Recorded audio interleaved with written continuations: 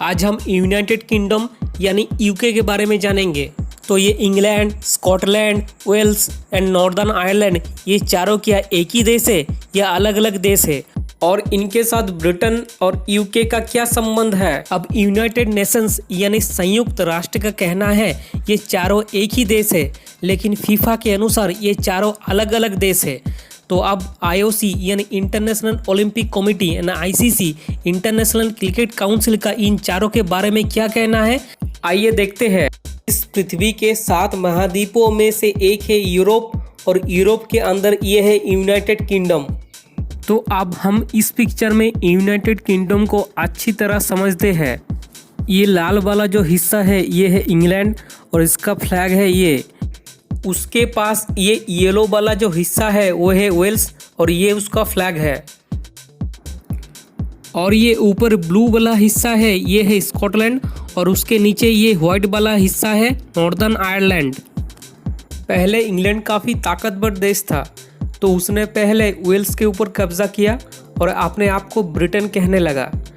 England ने कहा मैं अब इंग्लैंड नहीं ब्रिटेन हूँ। फिर उसने स्कॉटलैंड के ऊपर कब्जा किया और फिर इंग्लैंड, वेल्स और स्कॉटलैंड को मिलाकर ग्रेट ब्रिटेन कहा जाने लगा।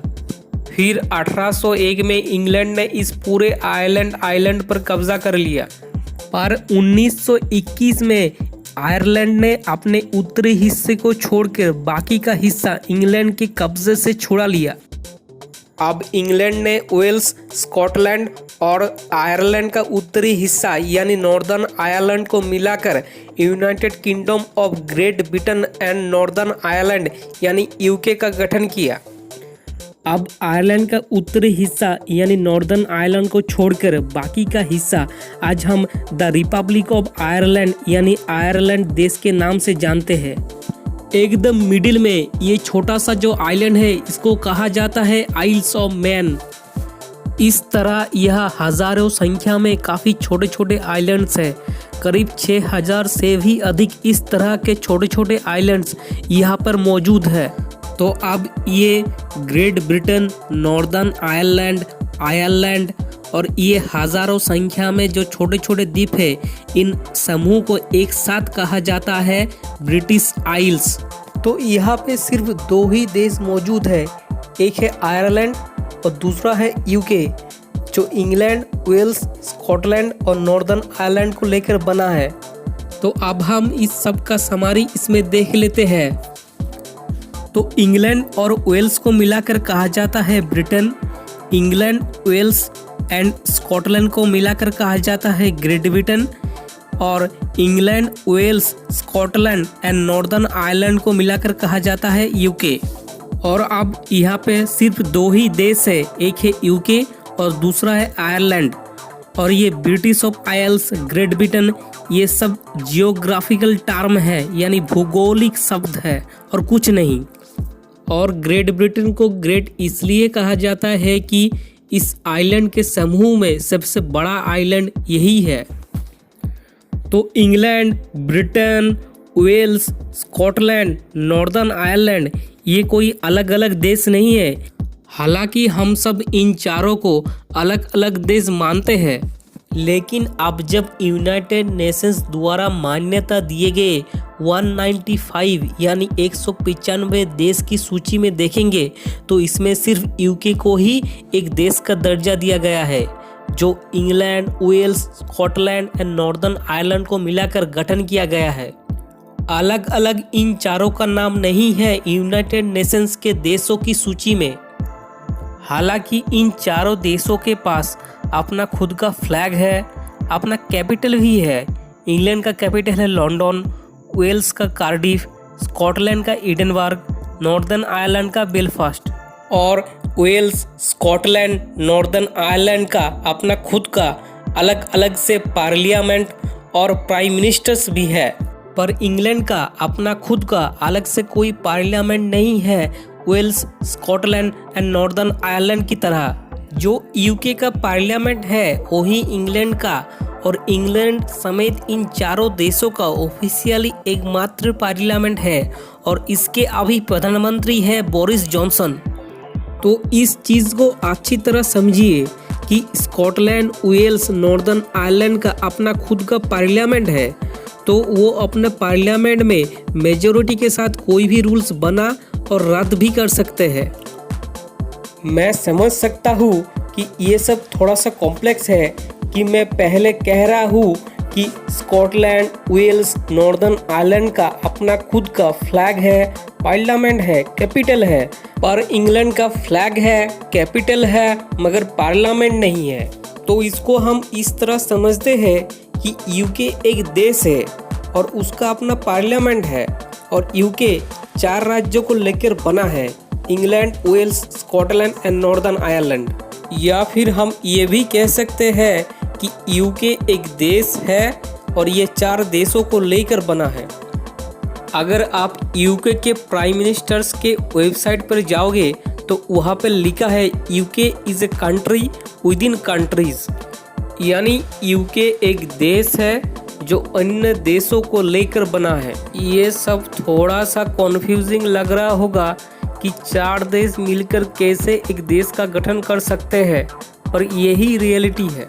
यूके इंग्लैंड का अलग से कोई पार्लियामेंट नहीं है, तो यूके सीधा इंग्लैंड के ऊपर राज करता है और उसके रूल्स बनाता है। लेकिन स्कॉटलैंड, वेल्स, नॉर्दर्न आयरलैंड का अपना खुद का पार्लियामेंट है, तो वो अपने रूल्स बना सकता है, लेकिन यूके का पार्लियामेंट जब चाहे वो रूल्स को रद्द कर सकता है। इसको हम इस तरह कह सकते हैं कि यूके ने इन 4 देशों को एक तरह से छूट दे रखी है कि आप जो चाहे कर सकते हैं, लेकिन यूके का रूल्स आपको मानना पड़ेगा। तो यहाँ पर यूके एक स्वयं प्रभु देश है, इंडिया, अमेरिका, रसिया और अन्य देशों की तरह।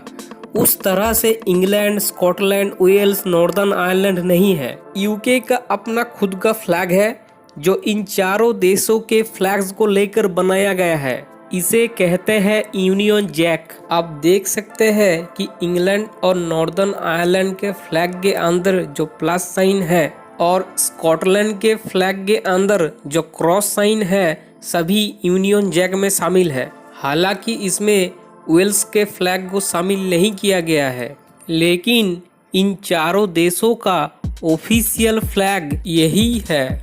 और इन 4 देशों में एक ही पासपोर्ट का इस्तेमाल किया जाता है, वो है ब्रिटिश पासपोर्ट, जिसमें ब्रिटिश सिटीजन लिखा रहता है। ब्रिटिश सिटीजन यानी इंडिया में सब रहने वालों को इंडियन सिटीजन कहा जाता है, उस तरह से यूके में रहने वालों को ब्रिटिश सिटीजन कहा जाता है। इन 4 देशों के पास अपना खुद का अलग से कोई पासपोर्ट नहीं है। हालांकि इन 4 देशों के लोग अपने अपने भाषा में बात करते हैं, लेकिन इन 4 देश यानी पूरे यूके में ऑफिशियल लैंग्वेज इंग्लिश ही है। और इन 4 देश समेत पूरे यूके में ऑफिशियली एक ही फ्लैग, यूनियन जैक और एक ही करेंसी पाउंड का इस्तेमाल किया जाता है। ये है क्वीन एलिजाबेथ II। हम जो इंग्लैंड की रानी, ब्रिटेन की रानी कहते हैं ना, वो दरअसल पूरे यूके की महारानी है। एक तरह से क्वीन ही पूरे यूके में राज करती है, यानी पूरे यूके में आज भी राजशाही जिंदा है। तो यूके में सबसे ऊपर है रानी, उसके बाद है यूके का पार्लियामेंट। तो रानी जब चाहे यूके के संसद का कोई भी रूल्स और यदि चाहे तो पूरे संसद को भी बर्खास्त कर सकती है, पर रानी ऐसा करती नहीं है और यूके के संसद के रूल्स को बहुत अच्छी तरह फॉलो करती है। तो आप ज़रूर सोच रहे होंगे कि ये कंट्रीज़ यूके से क्यों नहीं अलग हो जाते। तो इसके लिए स्कॉटलैंड में 2014 को वोटिंग भी हुई थी। तब 55.3% लोगों ने कहा हम यूके से अलग होना नहीं चाहते। तो भविष्य का हम कुछ नहीं कह सकते कि ये 4 कंट्रीज़ साथ रहेंगे या नहीं। अब हम देखते हैं इन देशों के बारे में इन अंतर्राष्ट्रीय संगठनों का क्या कहना है। यूनाइटेड नेशंस का कहना है कि यूके एक देश है इंडिया की तरह, उस तरह से England, Wales, Scotland, Northern Ireland नहीं है। वर्ल्ड में पहली बार जो इंटरनेशनल फुटबॉल मैच खेला गया था वो था इंग्लैंड और स्कॉटलैंड के बीच में, जो ड्रॉ हुआ था 1872 में। उस समय ये चारों देश ही आपस में फुटबॉल खेलते थे। तब पूरे वर्ल्ड में फुटबॉल के रूल्स को बनाना और उसे लागू करने के लिए इन चारों देशों ने मिलकर IFAB यानी इंटरनेशनल फुटबॉल एसोसिएशन बोर्ड का गठन किया। फीफा का जन्म बाद में हुआ 1904 में। 1912 में फीफा ने रिक्वेस्ट की कि वो IFAB में शामिल होना चाहता है और 1913 में फीफा ऑफिशियली IFAB का पार्ट हो गया। फीफा और IFAB दो अलग अलग संस्था है जो फुटबॉल के रूल्स को बनाता है। दोनों ही के पास 50% वोटिंग पावर है फुटबॉल के रूल्स को बनाना और उसे चेंज करने के लिए। फीफा ने पूरे वर्ल्ड में 211 कंट्रीज को ही इंटरनेशनल फुटबॉल खेलने की अनुमति दी है। तो बाकी कंट्रीज को फुटबॉल खेलने की अनुमति क्यों नहीं दी है, तो इसके बारे में मैं बाद में आऊंगा। अभी आप समझिए कि IFAB के पास 4 वोट्स है, यानी जिन चारों देशों ने IFAB का गठन किया है उन सभी देशों के पास एक वोटिंग राइट्स है। और फीफा के पास 4 वोट्स है जिसमें 207 कंट्रीज शामिल है। इस तरह से IFAB एंड फीफा 50% शेयर में है। अब फुटबॉल के रूल्स को बनाना और उसे चेंज करने के लिए 8 वोटों में से 6 वोटों की जरूरत पड़ती है। तो फीफा अकेले फुटबॉल के रूल्स को बना भी नहीं सकता और चेंज भी नहीं कर सकता। उसे यूके के 4 देशों में से 2 देशों का समर्थन जरूरी है। तो फुटबॉल जो अलग अलग देशों के बीच में खेला जाता है, इसका विचार ही आया था इन 4 यूके कंट्रीज को देखकर, और ये चारों कंट्रीज मिलकर ही IFAB का गठन किया है। और फीफा का जन्म तो बाद में हुआ 1904 में, तो इसलिए फीफा ने इन चारों देशों को अलग अलग फुटबॉल खेलने की अनुमति दे दी। तो फीफा के अनुसार ये चारों अलग अलग देश है। तो आप जरूर सोच रहे होंगे कि UN के अनुसार दुनिया भर में तो सिर्फ 195 कंट्रीज है, तो फीफा में ये 211 कंट्रीज कहाँ से आया। तो यहाँ पर जिब्राल्टर, कोसोवो जैसे बहुत सारे सेल्फ डिक्लेयर्ड कंट्रीज हैं, यानी ये सब अपने आप को देश घोषित कर चुके हैं, पर UN की मान्यता नहीं है इसमें। जैसे ताइवान अपने आप को देश घोषित कर चुका है, पर चाइना उसे अपना मानता है, इसलिए UN ने ताइवान को देश का दर्जा नहीं दिया हुआ है। तो जिब्राल्टर, कोसोवो जैसे बहुत सारे देश हैं जिनको फीफा ने अनुमति दी है इंटरनेशनल फुटबॉल खेलने की। तो इस तरह फुटबॉल में 211 कंट्रीज है। तो आप देखते हैं IOC का क्या कहना है। तो ओलंपिक की शुरुआत हुई थी 1896 में। ब्रिटिश ओलंपिक एसोसिएशन यानी यूके का नेशनल ओलंपिक कमेटी, जो पूरे यूके में ओलंपिक का गवर्निंग बॉडी है, उसने पूरे यूके के ओलंपिक टीम को टीम ग्रेट ब्रिटेन के नाम से ओलंपिक में रजिस्टर किया था। आप सोच रहे होंगे कि टीम ग्रेट ब्रिटेन यानी इसमें नॉर्दर्न आयरलैंड तो शामिल नहीं है, लेकिन टीम ग्रेट ब्रिटेन का मतलब है Great Britain and Northern Ireland Olympic team. हालांकि नॉर्दर्न आयरलैंड के जो एथलीट्स हैं वो यूके की ओलंपिक टीम को यानी टीम ग्रेट ब्रिटेन को, और यदि चाहे तो आयरलैंड देश के ओलंपिक टीम को भी ज्वाइन कर सकती है, क्योंकि नॉर्दर्न आयरलैंड बहुत पहले आयरलैंड देश का हिस्सा था। तो वहाँ के एथलीट्स चाहे तो किसी के भी टीम में शामिल हो सकते हैं। और UN का जन्म तो बहुत बाद में हुआ 1945 में, तो इसलिए UK as a whole country Olympic में खेल भी सकता है और नहीं भी। अब देखते हैं ICC का क्या कहना है। ICC ने वेल्स को इंटरनेशनल क्रिकेट खेलने की अनुमति नहीं दी है, तो वो इंग्लैंड के साथ क्रिकेट खेलता है, तो इसलिए इंग्लैंड क्रिकेट टीम में काफी वेल्स प्लेयर भी पाए जाते हैं। स्कॉटलैंड का अपना खुद का क्रिकेट टीम है और वो ICC का मेंबर भी है। नॉर्दर्न आयरलैंड का अपना खुद का अलग से कोई क्रिकेट टीम नहीं है। यहाँ पर नॉर्दर्न आयरलैंड देश के साथ मिलकर क्रिकेट खेलता है। तो पूरा आयरलैंड यानी आयरलैंड देश और नॉर्दर्न आयरलैंड दोनों एक साथ मिलकर क्रिकेट खेलते हैं। So if you like this video, please like, share and subscribe.